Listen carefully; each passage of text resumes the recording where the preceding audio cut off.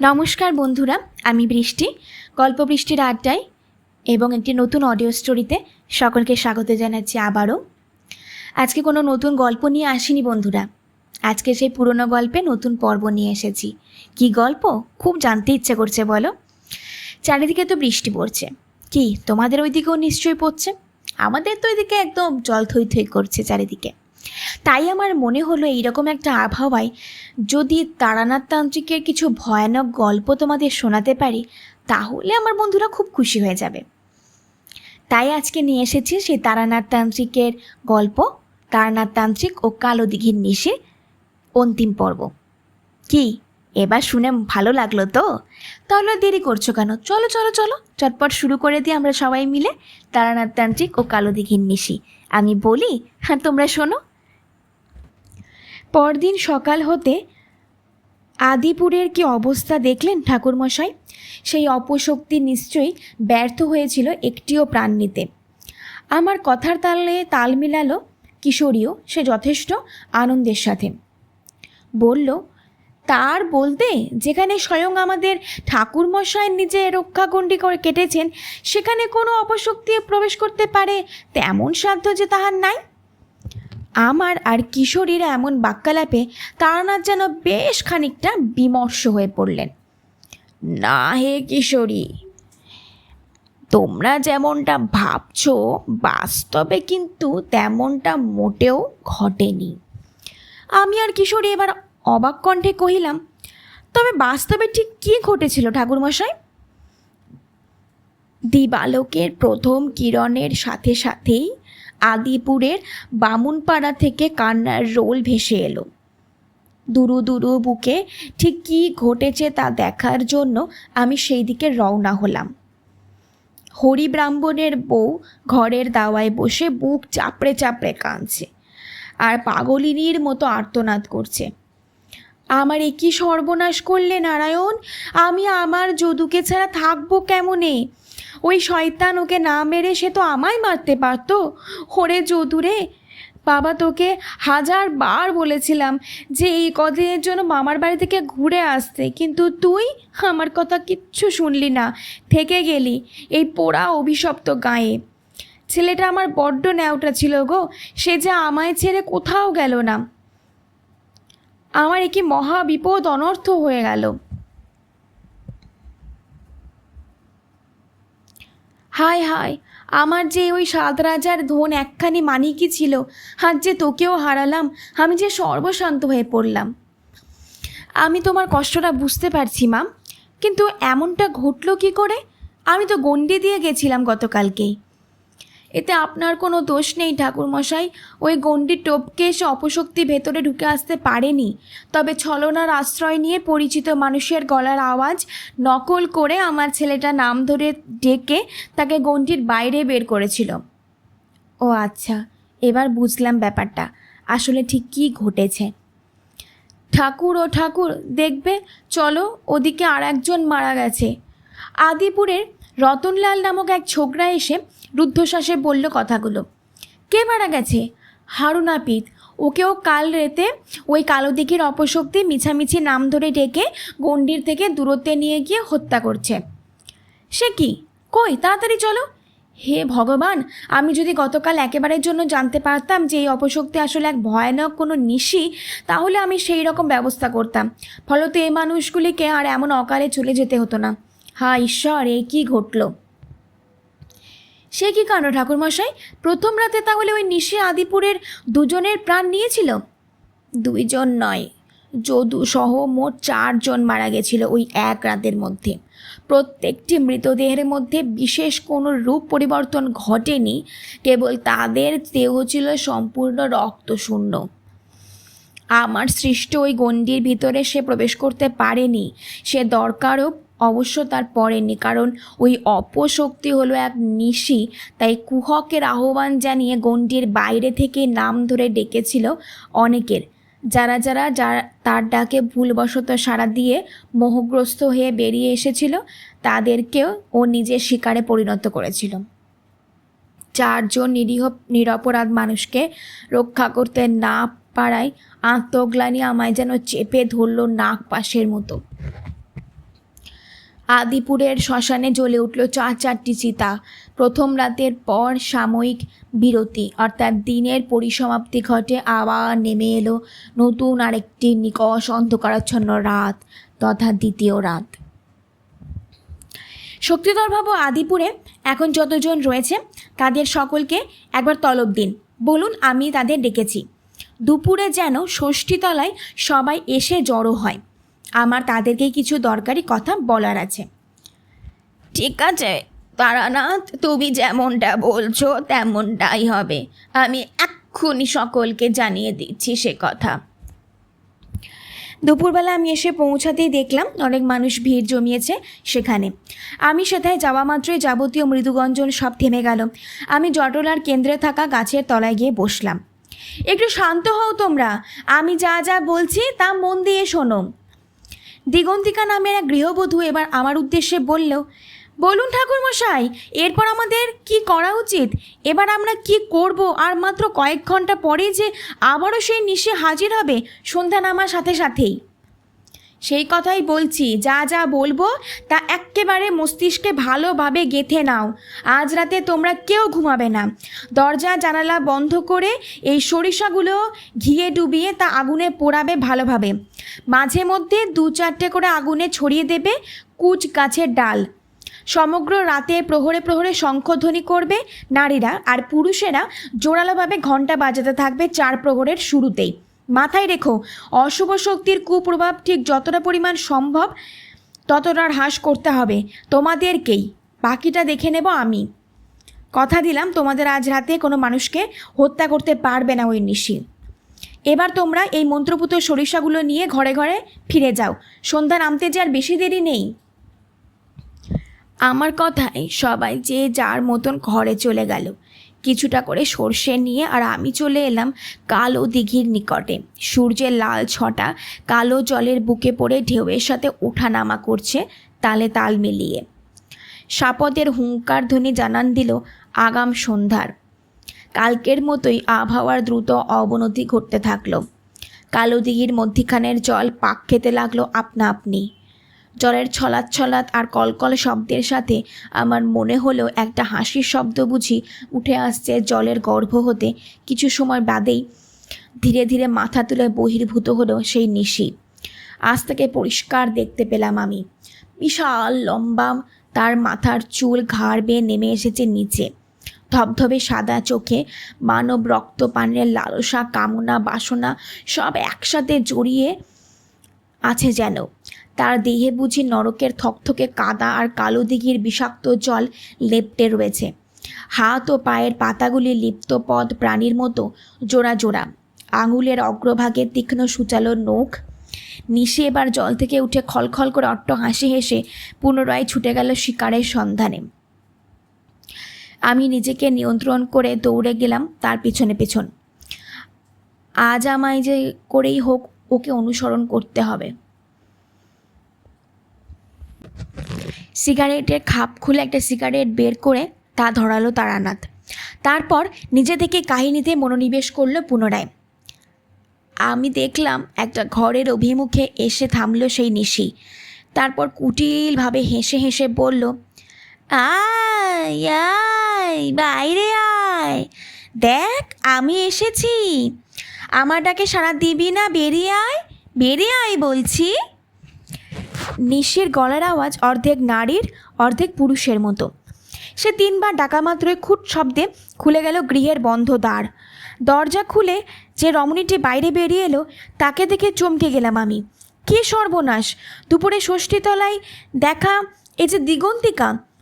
গৃহবধূ দিগন্তিকার চোখের মনি এখন পুরোপুরি স্থির ও ঘোলাটে। আমি বুঝলাম সে এখন সম্পূর্ণরূপে নিশির কবলে চলে গেছে। দিগন্তিকা এগিয়ে আসতে লাগলো, আর মাত্র কয়েক পা পার করলে সে অতিক্রম করবে সুরক্ষা গণ্ডি। দ্বিতীয় রাতে প্রথম শিকার প্রায় হাতের নাগালে চলে এসে পড়েছে দেখে আনন্দে যেন আত্মহারা হয়ে পড়ল কালো দিঘির ভয়ানক নিশি। পৈশাচিক হাসি হেসে সে আওড়ালো একই কথাগুলো।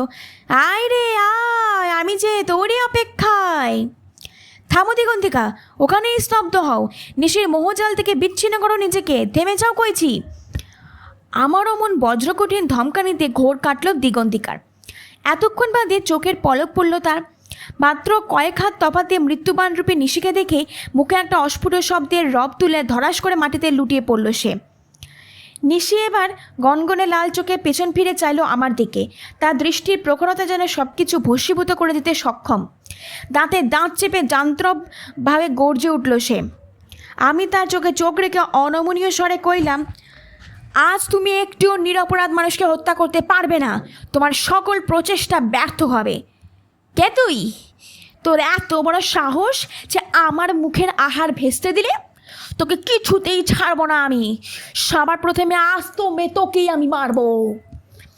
কথা শেষ করে নিশি এবার শূন্যে ঝড়ের মতো ধুলো উড়িয়ে ভেসে এলো আমার দিকে। একটুও যে ভয় লাগেনি তা বলবো না। সেই পরিস্থিতিতে দাঁড়িয়ে আমার মনে হলো কেউ যেন আমার বুকে দুমদাম করে ভারী কোনো বস্তু দিয়ে আঘাত করতে শুরু করেছে। অজানা আশঙ্কায় আমার গোটা শরীর যেন কাঠ হয়ে গেল। গাত্রবন্ধন করা ছিল আগে থেকেই, তাই নিশি আমার দেহ স্পর্শ করার চেষ্টা করতেই ছিটকে পড়ল দূরে। আমি মনে মনে হাসলাম। অদৃশ্য সুরক্ষা জাল ভেদ করে আমার ক্ষতি করা আর যাই হোক তার কর্ম নয়। নিশির ক্রোধ যেন লাফিয়ে দ্বিগুণ বৃদ্ধি পেল। মাটি থেকে শোঁ শোঁ শব্দে ঘূর্ণিঝড়ের মতো সে উঠে এলো সোজা ঊর্ধ্ব গগনে। কে তুই? বল, তুই কে? তুই তো মোটেও সাধারণ কেউ না। দেহবন্ধন করে এসেছিস আমার কাছে, তবে আমিও সাক্ষাৎ পাতালে প্রেতপুরীর এক বিশেষ শক্তিশালী প্রেত। এত সহজে ছেড়ে দেবার বান্দা যে আমিও নই। নিশি এবার কালো আকাশে দুই হাত মেলে চিৎকার করে উঠল। উল্কাপাতের গতিতে নেমে এলো আমার পানে। আমিও দুই হাত বুকের মাঝে একত্রিত করে পদ্মবীজের মালায় আঙুল ঠেকিয়ে দু চোখ বন্ধ করলাম। বিড়বিড় করে বললাম, হে দেবী, আজ এই সংকটকালে আমি আপনার শরণাগত। আপনি আমায় সহায়তা করুন। হে দেবী, আপনি মহাশক্তি প্রদান করুন আমায়, যাতে আমি মহা সংহার করতে পারি। জাগ্রত হন, আপনি সহায়তা করুন আমায়। কি বলবো তোমাদের, আমার শরীরে কোথা থেকে অসীম শক্তি চলে এলো নিমেষের মাথায়। মন থেকে সমস্ত দুর্বলতা, শঙ্কা, ভীতি যেন কেউ তার কোমল হাতে মুছে দিয়ে হৃদয় পরিপূর্ণ করলো সীমাহীন সাহস ও পবিত্রতায়। চোখ খুলতে আমি দেখলাম আমার দেহ হতে ঠিকরে বের হচ্ছে এক চোখ ধাঁধানো আলোক রশ্মি। আমার ডান হাতটা অদৃশ্য কেউ যেন আকাশ থেকে নেমে আসা নিশির দিকে উঠিয়ে তাক করলো, আর ঠিক তারপরে বিন্দুমাত্র কালক্ষেপণ না করে আমার হস্ত হতে এক রঙিন বিদ্যুৎ ছটা বেরিয়ে তা স্পর্শ করলো নিশির দেহে। দাও দাও করে আগুন জ্বলে উঠল সেই মুহূর্তেই। আকাশে ভেসে থাকা নিশি জ্বলন্ত অবস্থায় চিৎকার করলো। আদিপুরের আকাশ বাতাস ভরে গেল তার অবিরাম চিৎকারের প্রতিধ্বনিতে। জ্বলন্ত অবস্থায় সে ছুটে গেল নিজের বাসস্থান অর্থাৎ কালো দিঘির পানে। আমি শীতল জল দিগন্তিকার চোখে মুখে ছিটিয়ে দিতেই জ্ঞান ফিরল তার। ঠাকুর মশাই, কি হয়েছিল আমার? তুমি ঠিক আছো তো দিগন্তিকা? ওই নিশিকে নিজের চোখে দেখে তুমি অচৈতন্য হয়ে পড়েছিলে। ওই নিশি কোথায় গেল ঠাকুর মশাই? চিন্তা নেই,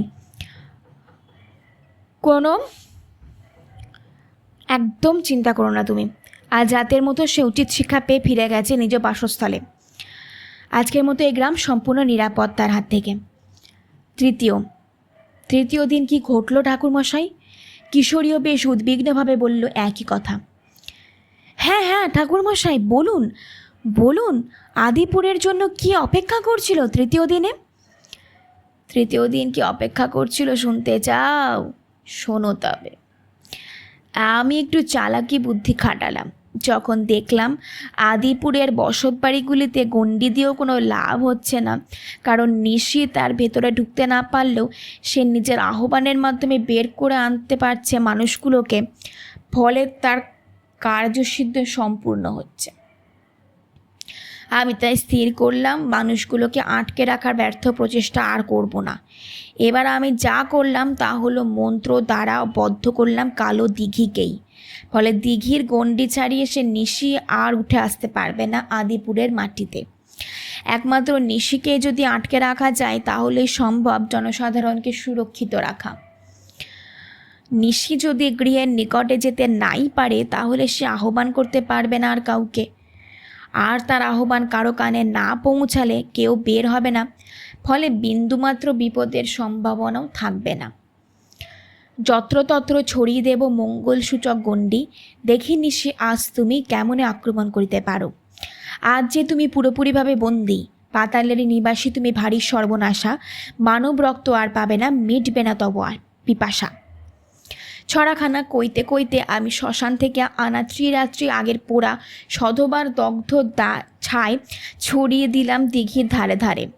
বীজমন্ত্র পাঠ করলাম এক মনে।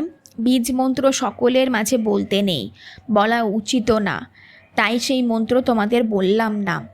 ঈশান কোণে দাঁড়িয়ে শুদ্ধ বস্ত্রে হাত জোর করে আমি পাঠ করলাম মহাকাল শ্রুতি। বিল্লপত্রের সাথে রক্তচন্দন বাটা লেপন করে আলগোছে তা ভাসিয়ে দিলাম কালো দিঘির জলে। চাঁদ উঠল এক সময়। চাঁদের মিহি আলো জলে পড়তেই পরিচিত সেই ঘূর্ণন শুরু হলো।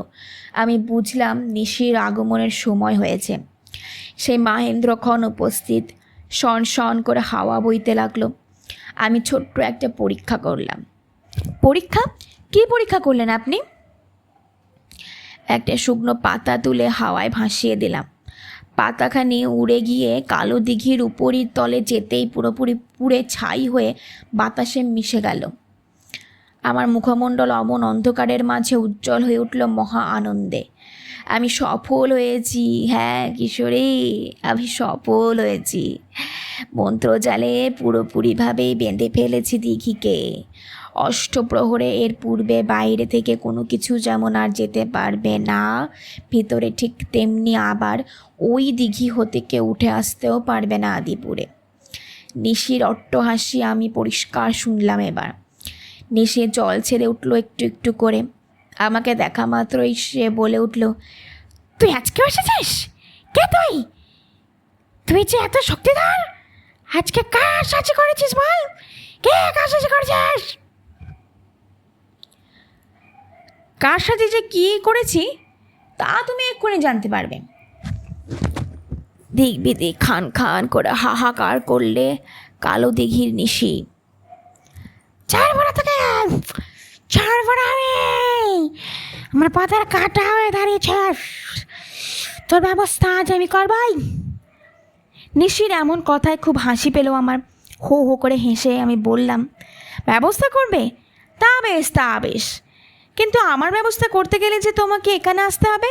চেষ্টা করে দেখো তো এথা আসতে পারো কি না। আমার কথায় ভয়ানক চটে গেল নিশি। সদৃশ্য কিছুতে ঠক্কর খেয়ে তরিতাহতের মতো প্রচণ্ড ঝাঁকুনির সাথে পড়ে গেল জলে। তলিয়ে গেল গভীর জলরাশির মধ্যে। আর উঠে আসতে পারল না শত চেষ্টাতেও। পাতালপুরীতে পুনরায় প্রবেশ করতে করতে সে শুধু বলল, মনে রাখিস এখনো কালকে রাতটা, কিন্তু আমার হাতে রইল আরও শক্তি। নিয়েও বলশালী হয়ে ফিরে আসবো আমি। আদিপুরের পাশাপাশি তোকেও ধ্বংস করব। তৃতীয় রাতে আর কোনো ভয় নেই বুঝে আমি সেখান থেকে উঠে হাঁটতে লাগলাম। আর আস্তে আস্তে ভাবলাম এই সমস্যার কোনো স্থায়ী সুরাহা আমাকে করতেই হবে, এবং যা করার তা কালকের মধ্যেই করতে হবে, কারণ 10 বছর পর আবার 4 রাতের জন্য নিশি হানা দেবে আদিপুরে। এইভাবে যুগ যুগ ধরে শত শত মানুষের প্রাণ নেবে সে। এটা হতে দিলে চলবে না, এর বিহিত আমাকে করতেই হবে। বাবা তারানাথ, তুমি আমায় ডেকেছিলে? হ্যাঁ, আসুন শক্তিধর বাবু, মন্দিরে উঠে আসুন। আপনার সাথে একান্তে আমার কিছু কথা বলার আছে। বলো বাবা, কি বলতে চাও? আমি আপনাকে কয়েকটা জিনিস আনতে দেব। আপনি যদি দয়া করে সেগুলো বাজার থেকে আনিয়ে দিতেন তাহলে খুবই ভালো হতো। নিশ্চয় আনিয়ে দেব, কেন আনিয়ে দেব না। অসংখ্য ধন্যবাদ আপনাকে। এই নিন, এই পত্রে আমার প্রয়োজনীয় সকল কিছু লেখা আছে। এগুলি আনিয়ে দিলেই হবে। এক বিশেষ যজ্ঞ করব আজকে ওই নিশির বিনাশ ঘটাবো চিরতরের মতো। আমার কথায় শক্তিধরবাবুর মুখ যেন ঝলমল করে উঠল। প্রফুল্লের সাথে তিনি বললেন, আজকেই তুমি শেষ করে দেবে কালো দিঘির ওই অভিশপ্ত নিশিকে? বাহ, এর থেকে খুশির খবর আর কি বা হতে পারে। শক্তিধরবাবু এরপর ফর্দ খান সঙ্গে নিয়ে দ্রুত পায়ে চলে গেলেন। কিছুক্ষণের মধ্যেই সমস্ত কিছু এনে দিলেন আমায়। আমি কালো দিঘির সন্নিকটে এসে এক মহিরুহের তলে শীতল ছায়ায় পদ্মাসনে বসে 2 চোখ বন্ধ করলাম। তারপর দেবীর নাম জপ করতে আরম্ভ করলাম। সকাল থেকে দুপুর হলো, দুপুর করিয়ে বিকেল কতক্ষণ যে ওইভাবে ধ্যানে মগ্ন ছিলাম তার সঠিক সময়ের হিসাব করতে পারি না। আচমকা এক অদ্ভুত কস্তুরীর সুতীব্র গন্ধ আমার নাকে এলো। আমি এরপর ধ্যানের মাধ্যমে যা যা দেখলাম তাতে আমার গায়ে কাঁটা দিয়ে উঠল। আমার শরীর ঘর্মাক্ত হলো। একবারও মিথ্যা বলছি না, মিথ্যা বলার অভ্যাস আমার নেই, সে প্রয়োজনও সচরাচর পড়ে না কভু। এক সুন্দরী মায়াবিনী লাস্যময়ী নারী আমার বন্ধ আঁখি যুগলের সামনে চিত্রপটের মতো ধরা দিল। আমি জানতাম এই নারীকে, ইনি হলেন মধুসুন্দরী দেবী। তার দেহ হতে বিকীর্ণ হচ্ছে সে কি বিশাল তেজ। তার চোখের অদ্ভুত ভাব আমার শরীরে যেন অচেনা অনুভূতির সৃষ্টি করল। আমি দুহাত জোর করে মিনতির সুরে কহিলাম, দেবী, আপনি আমাকে এর আগেও বহুবার বহু ক্ষেত্রে সহায়তা করেছেন, তবে এবারেও এ ঘোর সংকটের থেকে পরিত্রাণের উপায় বলে দিন দয়া করে। দেবী ঋণ ঋণে হাসি হাসলেন। এক শীতল বাতাস আমার গায়ে এসে স্পর্শ করল।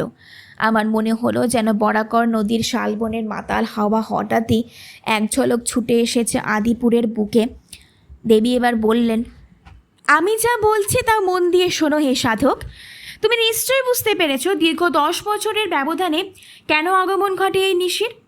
সে বিষয়ে তাই আমি কিছু বলছি না, পরিবর্তে তাকে ধ্বংসের উপায় বলে দিচ্ছি। হ্যাঁ দেবী, আমি সে সকল বিষয় উপলব্ধি করতে পেরেছি।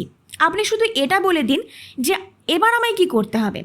মধুসুন্দরী দেবী দ্বিতীয়বারের জন্য আবার ছলনাময়ীর মতো ঋণ ঋণে হাসি হাসলেন। সর্বপ্রথম তোমাকে এক বিশেষ উপাচার ক্রিয়া করতে হবে সাধক। ভালোভাবে গাত্রবন্ধন করে যজ্ঞের অগ্নিকুণ্ডে অগ্নি প্রজ্বলন করবে। তারপর মৃত শৃগালের লোম আর নীলকণ্ঠ ফুল লাল সুতোয় বেঁধে তা সদ্য সংগ্রহ করা রক্তে ভিজিয়ে রাখবে। এরপর আগুনে 105 বার আহুতি দেবে। জগডুমুরের কাঠে আগুন ধরিয়ে তা রক্তের পাত্রে ডুবিয়ে দেবে। বন তুলসী আর করবীর মালা যজ্ঞবেদীর চারিদিকে মেলে রাখা বাঞ্ছনীয়। বেশ অনেকটা সিঁদুর নিয়ে যজ্ঞবেদীর সম্মুখে মঙ্গল চিহ্ন আঁকবে আর খানিকটা লাগিয়ে নেবে নিজের ললাটে। এবার ওই শৃগালের লোম বাঁধাটা আগুনের মাঝে সমর্পণ করবে। ব্যাস, তাতেই কাজ হবে। নিজে থেকে যজ্ঞের আগুন নেভাতে যাবে না, তাহলে কিন্তু মহা সর্বনাশ ঘটবে। আপনা হতে যখন আগুন নিভে যাবে ঠিক তখন যজ্ঞের কিছুটা গরম ছাই তুলে তা কলাপাতায় মুড়ে সেই মোড়ক ভালোভাবে মাটিতে ঢেকে ফেলবে, যাতে ভেতরকার ছাই কোনো অবস্থাতে না বাইরে বেরিয়ে পড়ে। কালো দিঘির জলে নেমে প্রতীক্ষা করবে রাত্রি নামবার। রাতের চাঁদ উঠলে জলে ডুব দিয়ে এক ডুবে দিঘির মধ্যিখানে গিয়ে ওই কলাপাতা পাকে গুজে দেবে। তারপর দ্রুত উঠে আসবে জল থেকে। এই কার্য সুষ্ঠুভাবে সম্পন্ন করলেই তুমি যা চাও তাই হবে। সেই নিশি কোনো দিনের জন্য আর ফিরতে পারবে না এই ধরাতলে। দেবী এবার অদৃশ্য হয়ে গেলেন। আমি নত মস্তকে দেবীর উদ্দেশ্যে প্রণাম জানালাম। ঠাকুরমশাই, একটু জল দেবেন, আসলে গলাটা খুব শুকিয়ে গেছে। আমার কথায় তারানাথ বিচলিত হয়ে বললেন, একটু বসো, এক্ষুনি নিয়ে আসছি। তারানাথ উঠে গিয়ে পাত্র করে জল এনে তা আমায় দিলেন। ঢক ঢক করে অনেকটা জল খেলাম আমি। দেবীর বলার নির্দেশ মতোই আমি সব কিছু সুষ্ঠুভাবে করলাম। যজ্ঞের আগুন নিজে থেকে নিভে যাওয়ার পরে বেশ কিছুটা ছাই বের করে কলাপাতায় মুড়ে পলিমাটি দিয়ে তা ঢেকে আমি কালো দিঘির জলে নেমে সূর্যাস্তের অপেক্ষা করতে লাগলাম। আদিপুরের আকাশে চাঁদ ওঠার সাথে সাথে ঘূর্ণন আরম্ভ হলো জলে। এক মুহূর্ত কালক্ষেপণ না করে আমি ঝাঁপ দিলাম সোজা দিঘির অভ্যন্তরে। বুক ভরা নিঃশ্বাস নিয়ে আমি ঝাঁপিয়ে পড়লাম জলরাশির মধ্যে। অনুমান সাপেক্ষে মধ্যিখানে গিয়ে পাকে গুজে দিলাম কলাপাতার মোড়কটিকে। ভূমিকম্পের মতো থরথর করে কেঁপে উঠল গোটা কালো দিঘির জল। আমি এবার উপরে উঠতেই যাব, ঠিক এমন সময় অনুভব করলাম কি যেন একটা আমার পা জড়িয়ে ধরেছে। কিছুতেই সাঁতার কাটতে পারছি না আমি শত চেষ্টাতেও। প্রথমে শ্যাওলা বা অন্যান্য জলজ উদ্ভিদে পা জড়িয়েছে ভাবলেও সে ভুল ভাঙতে বেশি সময় লাগলো না আমার। একটা হাত জীবন্ত স্যাঁতসেঁতে পিচ্ছিল একটা হাত আমার পাটাকে আষ্টে পিষ্টে চাপড়ে জড়িয়ে ধরে রেখেছে। ওই হাতটা যে কার ছিল তা নিশ্চয়ই তোমরা বুঝতে পেরেছ। নিশির ছিল হাতটা। কিশোরী বলল, কি সর্বনাশ! তার মানে ঠাকুরমশাই নিশি পাতাল থেকে উঠতেই যাচ্ছিল আর সেই সময়ই আপনি তার বিনাশ ঘটিয়েছিলেন। ঠাকুরমশাই, আপনি কিভাবে ছাড়া পেলেন ওই নিশির হাত থেকে? আমাকে কিছুই করতে হয়নি। ক্রমশ শক্তিহীন হয়ে আলগা হলো নিশির হাত। তার লিপ্ত পদের মতো নক্ষরযুক্ত আঙুলগুলো আলগা হতে হতে একসময় আমার পা ছেড়ে দিল। আমি শটান উঠে এলাম উপরিতলে। কালো দিঘির জলে পড়া চাঁদের ঝলমলে আলোয় দেখলাম জলের সমস্ত কম্পন একটু একটু করে থেমে গেল। আমি টের পেলাম নিশি আজীবনের মতো পাতাল গর্ভে তলিয়ে গেছে। তার সৃষ্ট সমস্ত কুপ্রভাব কেটে গেল ধীরে ধীরে। আমার মুখে খুশির জোয়ার নেমে এলো। মধুসুন্দরী দেবীর উদ্দেশ্যে আমি ঊর্ধ্বপানে মুখ তুলে কহিলাম, অসংখ্য ধন্যবাদ দেবী। আজ আপনার জন্য এই আদিপুরের কালো দিঘি আজীবনের মতো স্বাভাবিক হলো। অনেক নিরীহ মানুষের প্রাণ বাঁচল। রাতের গগন বক্ষে একটা বৃহৎ নক্ষত্র ঝকমক করে উঠল মণিমাণিক্যের মতো। আমার মনে হলো দেবী যেন আশীর্বাদ করলেন আমায়। পরদিন ভোরের সাথে সাথেই দিঘির চত্বর ভরে গেল মানুষজনের কোলাহলে। ধন্য ধন্য করল তারা সবাই। শক্তিধরবাবু আমায় প্রশ্ন করলেন, আচ্ছা তারানা, তুমি এবার বলো তো বাবা, এই 10 বছর অন্তরই কেন কালো দিঘির নিশি জাগ্রত হতো, তার আগে বা পরে কেন নয়? এই পৃথিবী অনেক বড় শক্তিধরবাবু। আমরা নিজেদের সর্বজ্ঞানী ভাবি, মনে করি আমরা যা জানি তার বাইরে বোধহয় আর কিচ্ছুটি নেই, থাকতেই পারে না। কিন্তু বাস্তবে তেমনটা মোটেও না। আমাদের জানার বাইরেও অনেক অনেক কিছু রয়েছে। এই পৃথিবী বড্ড রহস্যময়, তার বহু দিক এখনও আমাদের কাছে অধরা। এই বসুন্ধরায় এমন কিছু কিছু স্থান রয়েছে যেগুলি ইহলোকের সাথে পরলোকের সংযোগ স্থাপন করে রেখেছে। ঠিক তেমনই একটি স্থান হলো আপনাদের গ্রামের এই কালো দিঘি। কালো দিঘি পাতালের সাথে মর্ত্যের সংযোগ সৃষ্টিকারী এক সেতু হিসেবে কাজ করছিল। 10 বছর বাদে বাদে বিশেষ নক্ষত্র যোগে 2 জগতের বন্ধ দুয়ার উন্মুক্ত হয়ে যেত 4 রাতের জন্য। আর ঠিক তখনই মুক্ত হতো পাতাল পথে, আর পাতাল পথ থেকে উঠে আসতো ওই নিশি। নক্ষত্র যুগের অবসান হলে, অর্থাৎ 4 রাত কেটে গেলেই প্রকৃতভাবে পাতাল ও মর্ত্যের দ্বার বন্ধ হয়ে যেত। ফলে ওই নিশিও আবার চলে যেতে বাধ্য হতো পাতালপুরীতে। সে আবার উঠে আসতো ঠিক 10 বছর পরে নক্ষত্র যোগে, যখন কালো দিঘিতে একাকার হয়ে যেত 2 পৃথক লোক। আপনাদের আর কোনো চিন্তা নেই, কারণ আমি যাবতীয় সংযোগ বিচ্ছিন্ন করে দিয়েছি। কালো দিঘি আর ভবিষ্যতে কোনো দিন পাতাল ও মর্ত্যের মধ্যে কোনোরূপ সংযোগ স্থাপন করতে পারবে না। সুতরাং পাতাল হতে কোনো অশরীরীয় আর উঠে আসতে পারবে না আদিপুরের বুকে। এই হলো আদিপুরের কালো দিঘির ভয়ানক নিশির কাহিনী। ভালো কথা মনে পড়েছে, সেদিন সকালের আলোয় দেখেছিলাম কালো দিঘির জলের বর্ণ আর মোটেও কালো ছিল না। তার 5টা দিঘির জলের মতোই স্বচ্ছ টলটলে জলে পরিণত হয়েছিল। আমি আর কিশোরী যেন বাকরুদ্ধ হয়ে পড়েছিলাম এই কাহিনী শুনে। সত্যিই কিছু বলার ভাষা আমাদের ছিল না। কিশোরীও দেখলাম এই গল্পের সত্যতা নিয়ে কোনো ব্যঙ্গ করল না। উভয়ের মুখ পানে চেয়ে আমরা মর্টল্যান্ড ছেড়ে রওনা দিলাম নিজেদের বাসস্থানে উদ্দেশ্যে। কি বন্ধুরা, আজকে কিন্তু তারানাথতান্ত্রিকের এই বিখ্যাত গল্পটি এখানেই সমাপ্ত হয়ে গেল। ভালো লেগেছে তো তোমাদের? যদি ভালো লেগে থাকে তাহলে প্লিজ লাইক, কমেন্ট, শেয়ার এবং সাবস্ক্রাইব করতে ভুলো না। আর নোটিফিকেশন বেলটা অবশ্যই অন রেখো। খুব শিগগিরই আবার আমি কিছু গল্প নিয়ে হাজির হয়ে যাব। তোমরা ততক্ষণ ভালো থেকো, সুস্থ থেকো, সাবধানে থেকো। আর নতুন নতুন ভ্লগগুলো আসছে, প্লিজ সেই ভ্লগগুলো এইভাবেই দেখো আর এইভাবেই ভালোবেসো যতটা তোমরা অডিও স্টোরিকে ভালোবাসছো। ভালো থেকো বন্ধুরা, আজকে বিদায় নিচ্ছি।